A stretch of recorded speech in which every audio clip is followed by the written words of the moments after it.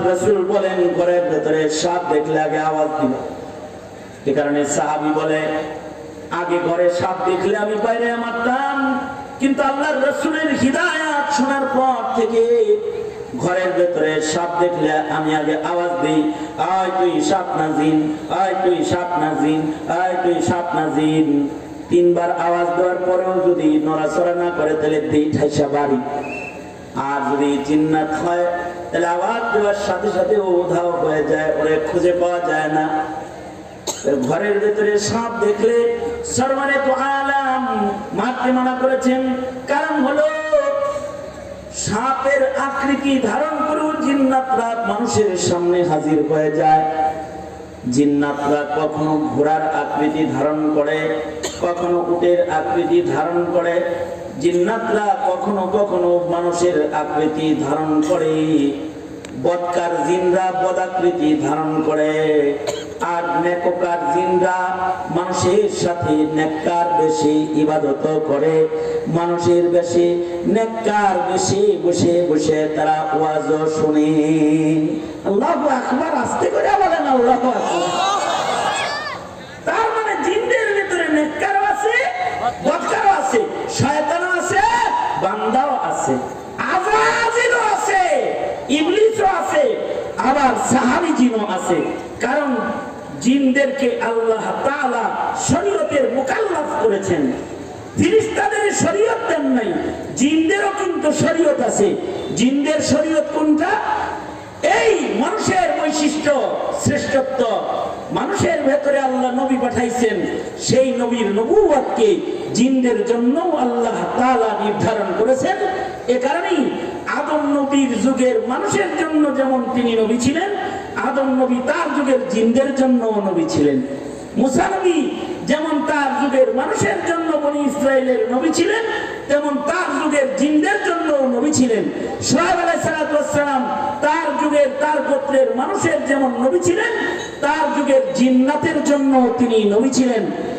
সুলাইমান আলাইহিস সালাতু ওয়াস সালাম যেমন মানুষের বাদশা ও নবী ছিলেন, ঠিক তেমন সুলাইমান আলাইহিস সালাতু ওয়াস সালাম জিন্নাতদের নবী এবং বাদশা ছিলেন। আল্লাহু আকবার, জোরে করে বলেন।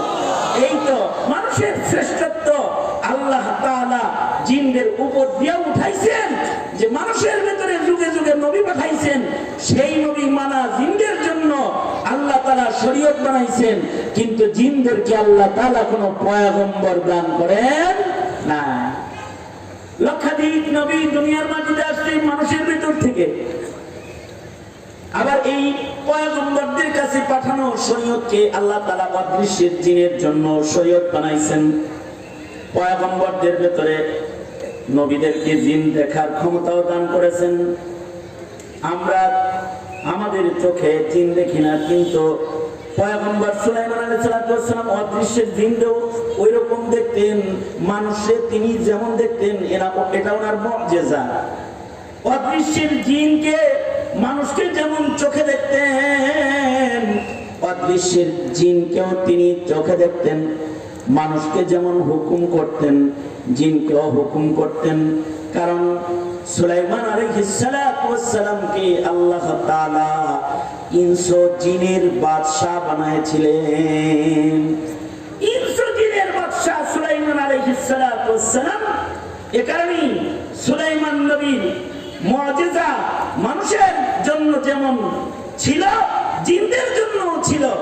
জিনদেরকে ভয় দেখানোর জন্য সুলাইমান নবীকে আল্লাহ তাআলা আলাদা মুজিজা দান করেছিলেন।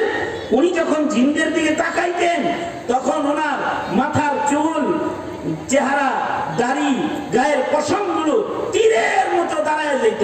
জিনেরা মনে করত যদি কথা না শুনি তাহলে ডাইরেক্ট সুলাইমানের দেহের থেকে এই চুলগুলা তীরের মতো খুইলায় আমার গায়ে লাগবো, নড়াচড়া করা যাইব না, যা আদেশ করে তাই পালন করতে হবে। এ কারণে সুলাইমান আলাইহিস সালাতু ওয়াস সালাম মৃত্যুর পরেও উনি দাঁড়িয়েছিলেন। আল্লাহ তাআলা ওনাকে যেমন দাঁড় করায় রাখছিলেন, ওনার চুল দাড়িগুলোকেও দাঁড় করাই রাখছিলেন। জিনেরা মনে করছে আমাদের দেখতেই আছে, আমরা কাম করতে থাকি, আসলে কিন্তু রূহ কবজ হয়ে গেছে আগে। এটা ওনার আরেকটা মুজিজা। উনি মানুষের যেমন বাদশা, তেমন জিনদেরও বাদশা। তবে কারণে জিন্নাতরা নবী আলাইহিস সালাতু ওয়াস সালামের কাছেও ধরা খাইছে। সুলাইমান আলাইহিস সালাম যেমন জিনদের শাসন করেছেন, নবীজি ধরতে পেরেও শাসন কখনো ওইভাবে করেন নাই। একবার তো এক জিনকে আল্লাহর রাসূল মসজিদে নববীতে ধরেই ফেললেন।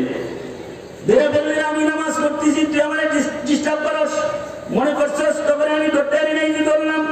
কি মনে করছস আমি বুঝি তোদের শাসন করতে পারি না? না, আমি তোদের শাসন করতে পারি। ইচ্ছা করলে তোকে আমি মসজিদে নববীর সুতুনের সাথে বাঁধা রাখতে পারি, খুঁটির লগে বাঁধা রাখতে পারি। আমি যদি রাত্রে তোরে খুঁটিতে বাঁধা রাখি, সকালবেলায় আমার মদিনার শিশু বাচ্চারা মসজিদে ফজরের নামাজে আসা তোর নাক কান ছিঁড়া ফেলাবি। আমি এটা ইচ্ছা করলে করতে পারি, কিন্তু আমার ভাই সুলাইমানের রাজত্ব জিনদের উপরে চলতো, শাসন চলতো, তাই আমি পারি বটে, কিন্তু আমি আমার ভাইয়ের রাজত্বের ভেতরে নাক গলাইলাম না, যা ছাইড়া দিলাম। আল্লাহর রাসূল সাল্লাল্লাহু আলাইহি ওয়াসাল্লামকে এই কারণে জিনেরাও ভয় পাইতো। শুধু ভয় পাইতো না, নবীজির কাছে যেমন ইনসান কালেমা পড়েছে, নবীজির কাছে জিন্নাতরাও কালেমা পড়েছে। কোরআন তার গওয়াহ সাক্ষী বহন করে। আল্লাহর রাসূল মক্কাতুল মুকাররমাতে ফজরের নামাজে কোরআনে কারীমের তিলাওয়াত শুনতেছে। নবীজির মুখে কোরআন তেলাওয়াত শুনে জিনেরা এসে কালেমা পড়ে দল ধরে মুসলমান হয়ে গেছে। সুবহানাল্লাহ বলেন। এই